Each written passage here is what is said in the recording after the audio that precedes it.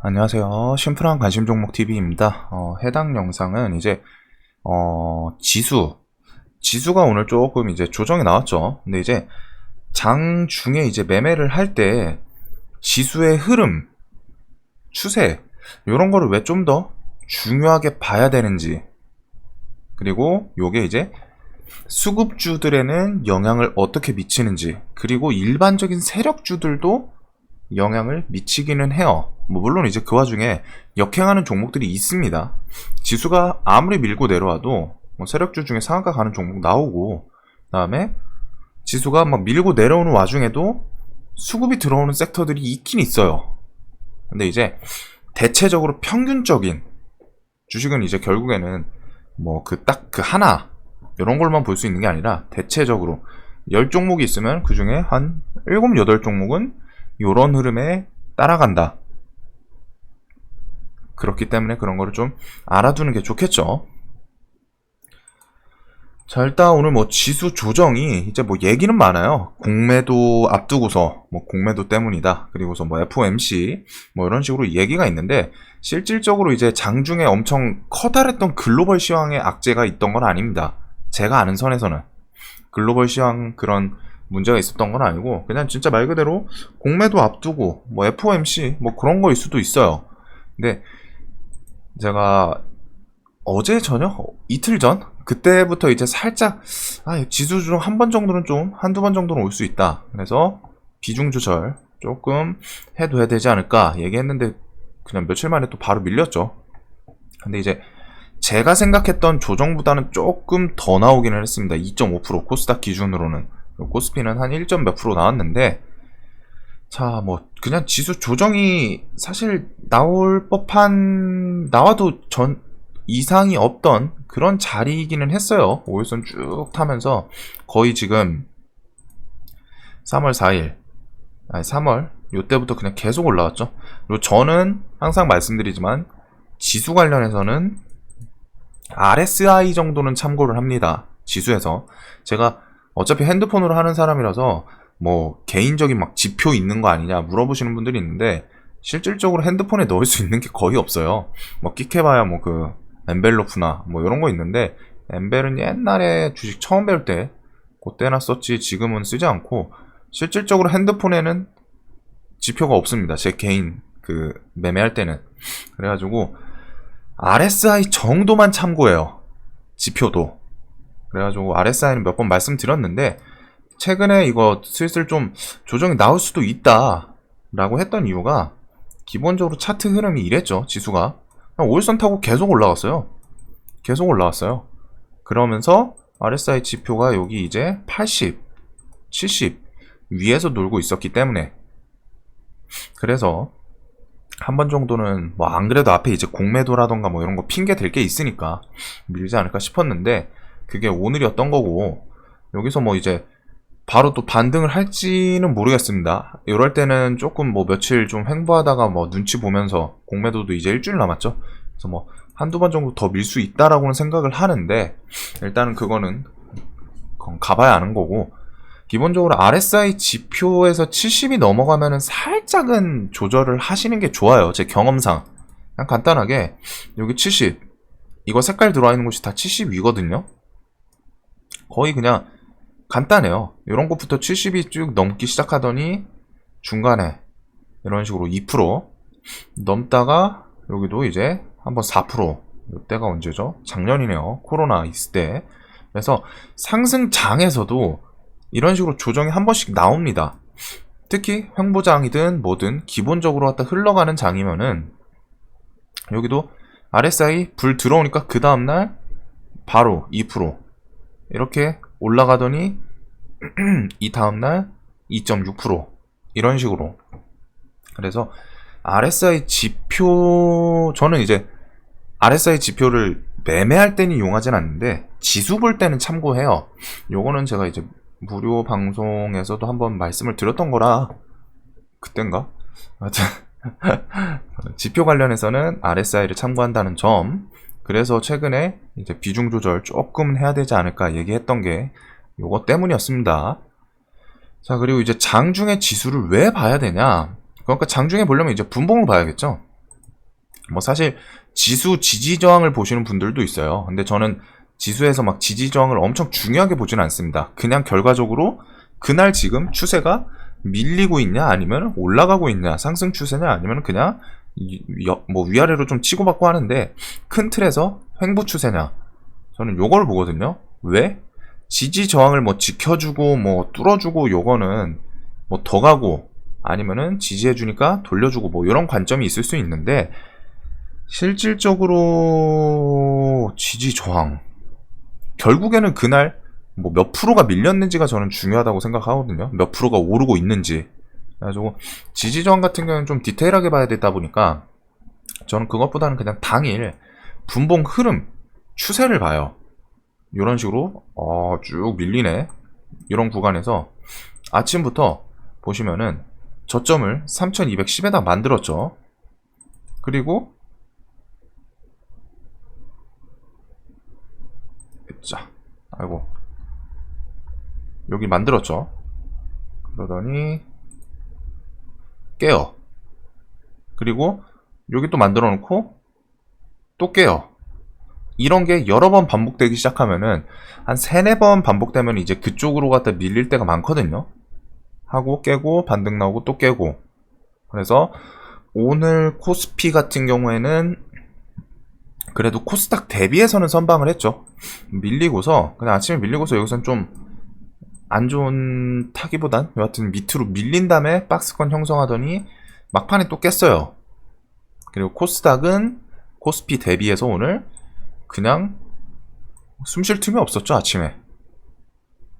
그리고 여기서 이제 좀 1005포인트 지지해주나 싶었는데 역시나 한 번 더 건드려주고 여기서 돌렸어야 돼요.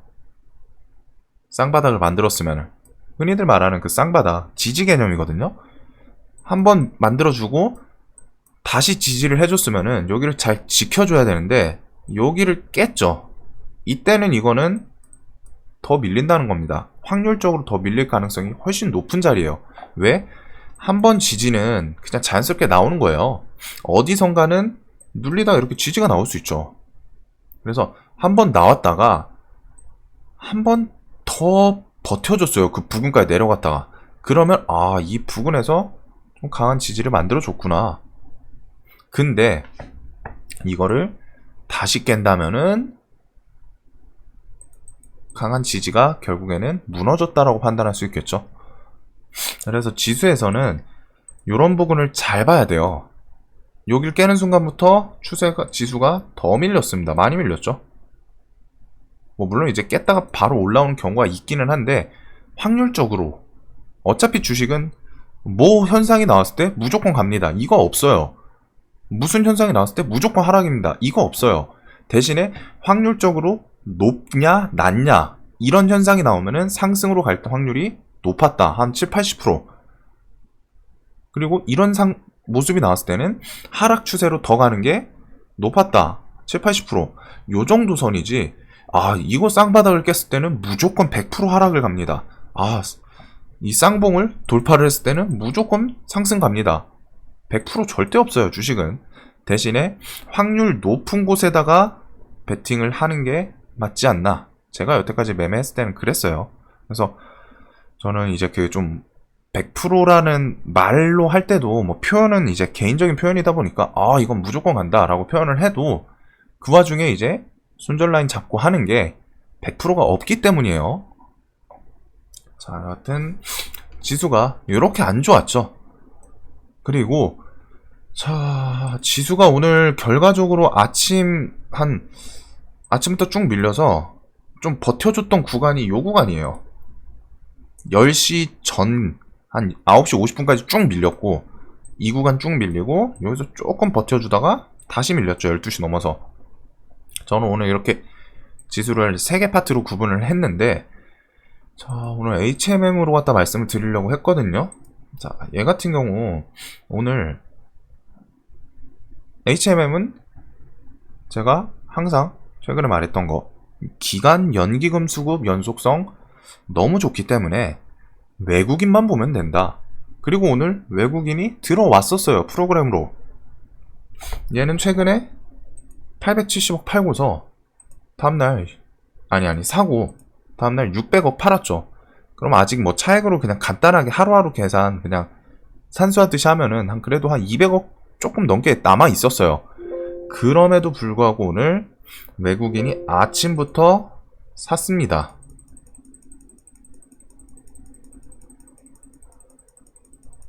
자, 외국인이 오늘 아침부터 쭉 샀거든요. 그럼 여기서 이게 확대가 되나?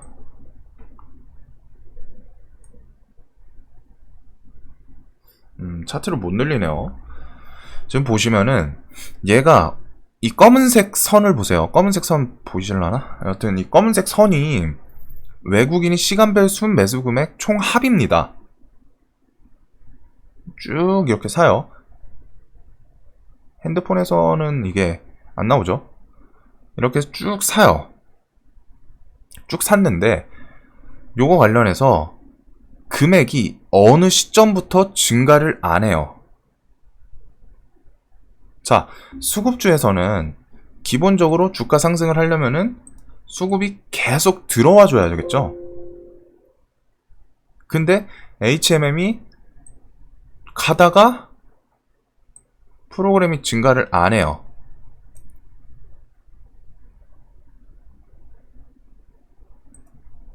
이 시간 보면은 어디 갔어? 요 시간대부터 증가를 안 하죠. 10시 9분쯤 찍혀 있네요. 그 전까지는 아침부터 계속 사다가 좀 횡보하다가 또 사서 쭉 올렸어요.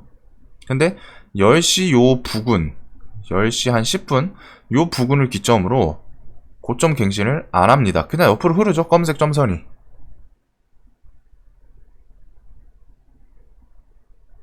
그러더니 한번 밀리고 옆으로 흐르고,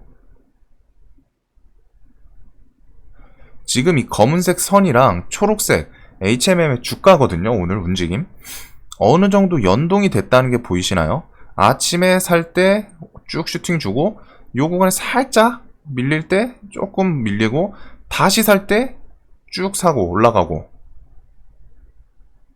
조금 밀릴 때 밀리고 또 사니까 여기서부터 쓱 스르륵 올라갔다가 요 10시 10분 요 기점 부근으로 횡보를 하기 시작합니다.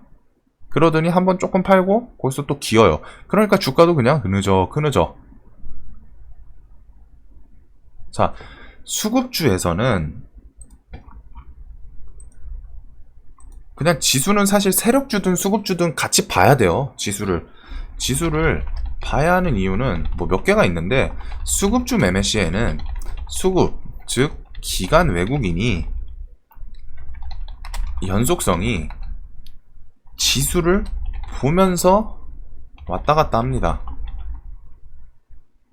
그리고 사실 이건 또 역으로 뒤집으면은 기관 애인들이 안 사니까 지수가 밀리는 것도 있어요. 기관 애인들이 팔고 그러니까.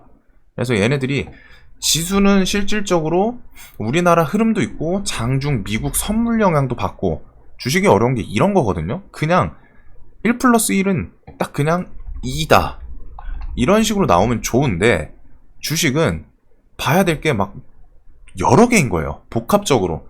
그러다 보니까 정답을 원하는 사람들한테 어려울 수밖에 없는 거. 아, 나는 그냥 간단하게 기법 하나 배워서 그냥 어디 자료 사고 어디서 팔래, 이것만 해서 돈 벌게 해줘, 이러는 분들은 죽어도 결국에는 못 버는 게 그거예요. 봐야 될 게 많아요, 사실. 그래서 저는 주식에 대해서 불로소득이라고 하는 인간들은 다 후드려 패고 싶은 거고, 그만큼 복합적으로 봐야 될 게 많다는 겁니다. 그냥 지수 흐름은 결국에는, 자, 지수가 뭐죠? 코스피든 코스닥이든 그 해당 시장의 종목들의 뭐 평균치라고 생각하면 되죠. 간단하게는 뭐 물론 이제 뭐 삼성 뭐 30% 잡고 있고 막 그런데, 그냥 간단하게는 그냥 평균치라고 보면 돼요. 평균치 포인트,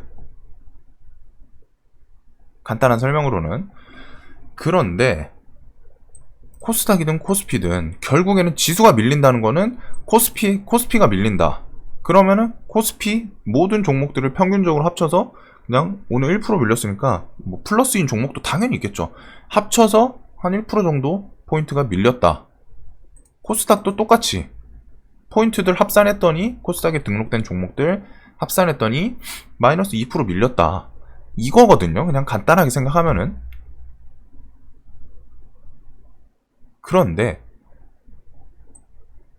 세력주가 오를 때도 있고 수급주가 오를 때도 있죠.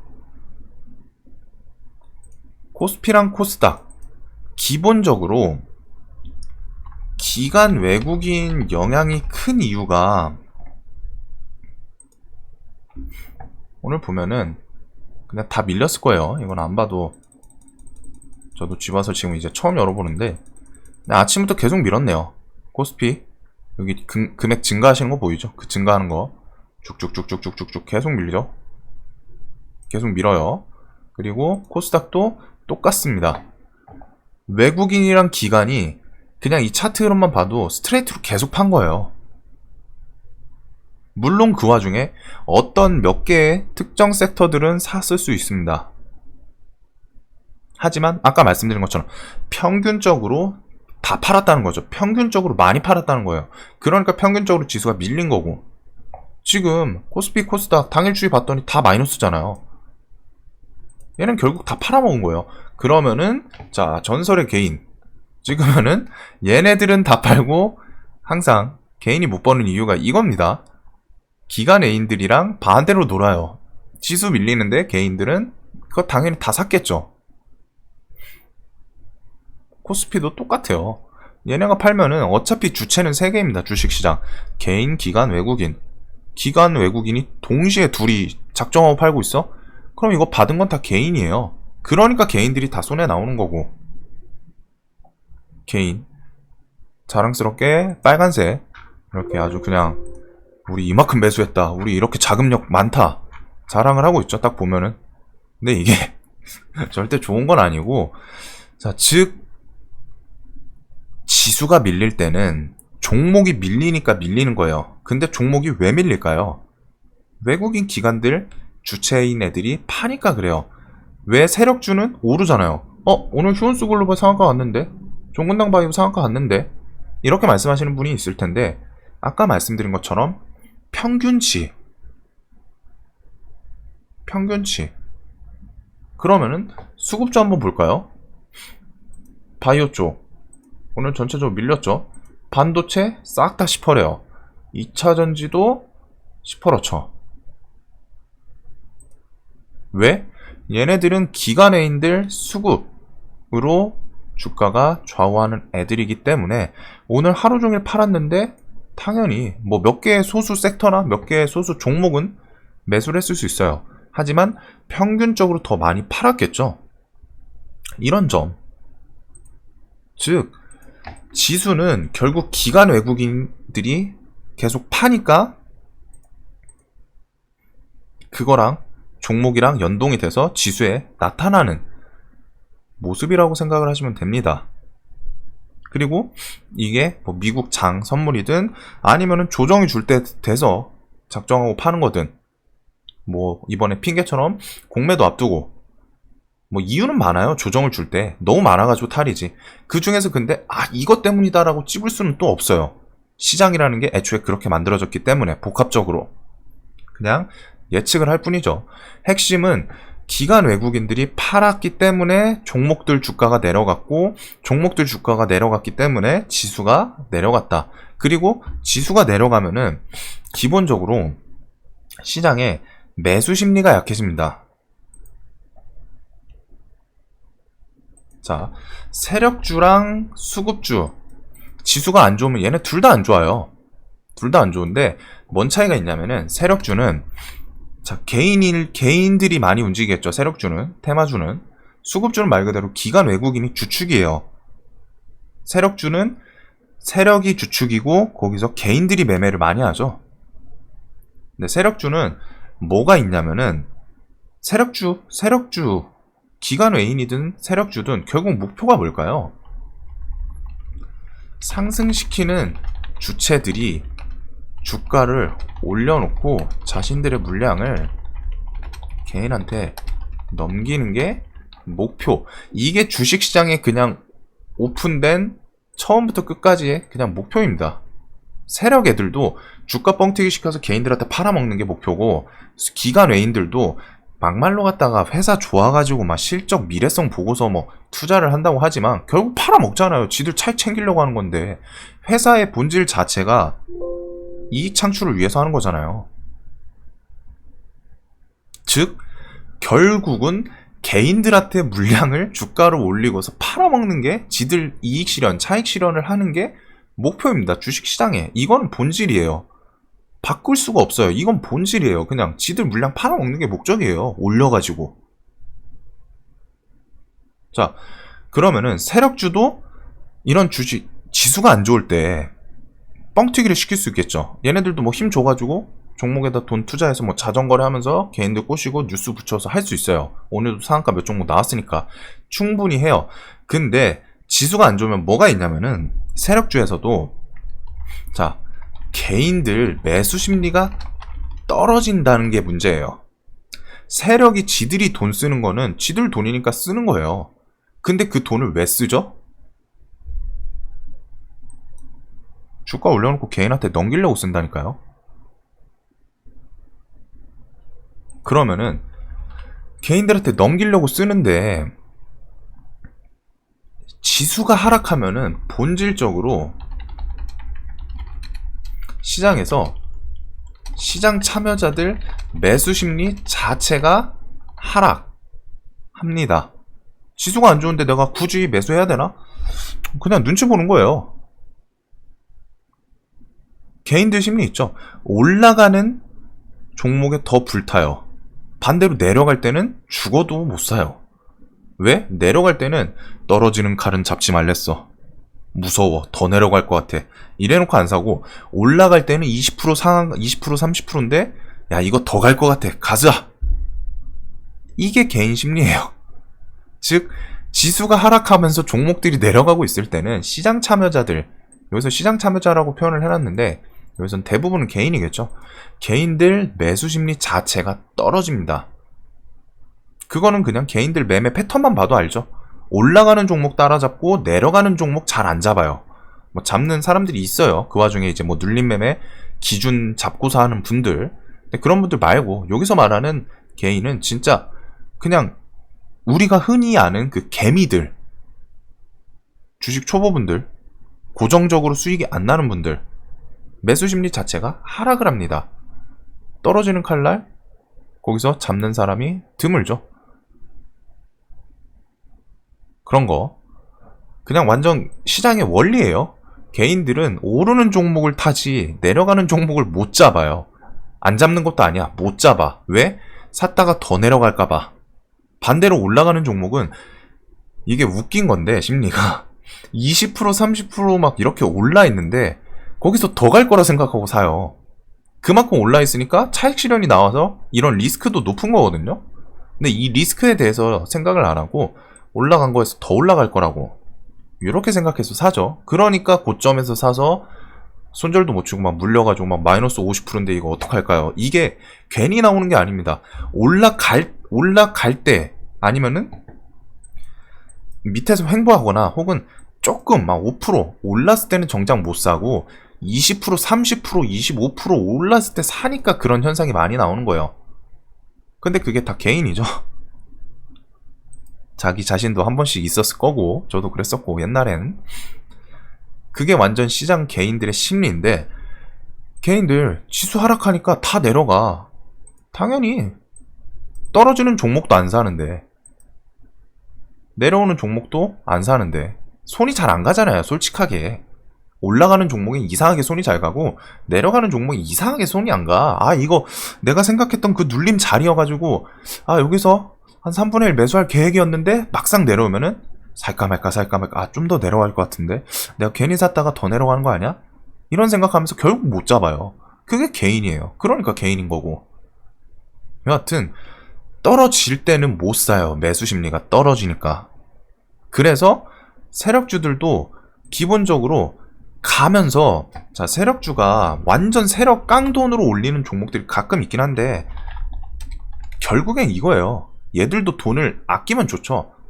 세력주도 상승시킬 때 세력지들 돈 플러스 개인 매수세, 시장가 매수세, 이런 걸로 주가를 주는 거거든요, 시세를. 근데 이게 안 따라오는 거죠, 지수가 안 좋으면.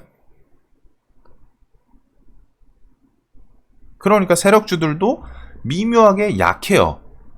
혹은 눌릴 때 더 많이 눌리고, 이런 원리가 있는 겁니다. 상한가를 가더라도 지수가 좋을 때는 안 풀리는 케이스가 많아요. 근데 지수가 좀 그날 밀린다 싶으면은 갔다가 풀렸다가 갔다가 풀렸다가, 왜? 사람들도, 매수하는 사람들도 지수가 안 좋으니까 좀 단타성으로 좀 짧게 치고 나가야겠다, 이런 생각도 들고, 매수 심리 자체가 많이 안 붙기 때문에 이런 거. 이래서 세력주에서는 지수 떨어지면 안 좋은 거고, 수급주는 두말할 필요가 없죠. 지수가 왜 떨어지겠어? 기관 애인들이 파니까 떨어지는 거예요. 그러면 수급주는 누가 올리죠? 기관 외인들이 올려요.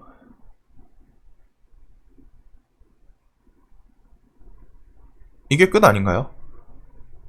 기관 외인들이 올리는 게 수급주인데 지수가 내려가는 거는 기관 애인들이 많이 팔아서 그래요. 그러면은 내 종목, 물론 살 수 있죠, 한두 종목. 근데 그게 딱 내 종목일까요? 최소한 얘네들도 지수랑 역행해서 사다가도 멈춰요. 뭐 물론 이제 그 한두 종목씩 제외 논의 대상이 나오지만 10종목 중에 7, 8종목은 지수가 안 좋으면은 사다가도 팔거나, 사다가 추가 매수가 안 들어옵니다. 그냥 멈춰요, 안 팔더라도. 오늘 HM이 방금 말했던 멈춘 케이스입니다.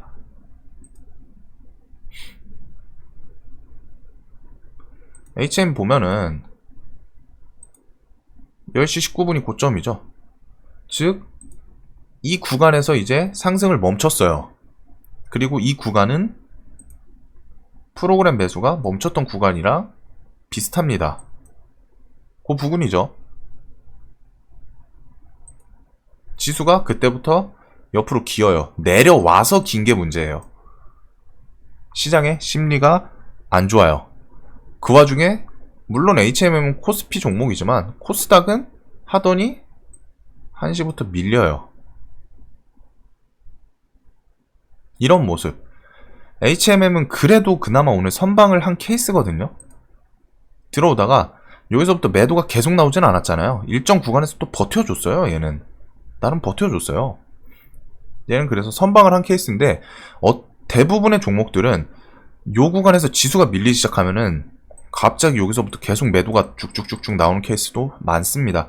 그래서 제가 오늘 현대미포조선이랑 삼성중공업 중간에 샀다가 그냥 냅다 파는 게, HMM은 그나마 지수랑 역행하면서 아침에 밀리는데 얘는 계속 샀죠. 역행 분명히 강해요. 근데 굳이 꼭 완전 끝까지 이겨낼 필요는 없겠죠. 얘네들은 오늘 밀더라도 하루 이틀 후에 다시 올리면 돼요. 급하지가 않아요. 애초에 종목 하나 수급 꾸준히 들어올 때 막 반년 1년씩 연속으로 들어오는 애들입니다. 개인들이랑 호흡이 완전 달라요. 호흡의 기간이. 아무튼 요런 점, 지수가 밀리면은 아무리 강한 수급이 들어오던 종목도 대체적으로 멈추거나 매도가 나올 수 있다는 점. 그리고 세력주는 개인들 매수 심리 떨어지니까 종목들이 강하게 닥질 못해요. 요런 것 때문에 오늘 종목들이 좀 움직임이 좀 더러운 종목도 있었는데 조금 맞았죠. 지랄 맞았죠. 그래가지고 지수는 항상 체크를 하셔야 합니다. 특히 0.5% 한 1%대까지는 괜찮아요, 사실. 근데 1.5, 2% 넘어가기 시작할 때부터는 매수 심리가 그냥 많이 떨어집니다. 그냥 떨어지는 게 아니라 시장에서. 그리고 수급주는 지수 따라서 움직임도 완전 달라져요, 흐름이. 요런 거. 그래서 지수를 중간중간 꼭 체크를 해야 되는 이유에 대해서, 그리고 수급주나 세력주들 그 지수랑 연동해서 움직임, 이런 거를 설명드리는 영상이었습니다. 영상 도움 되셨으면 좋겠고, 영상 봐주셔서 감사합니다.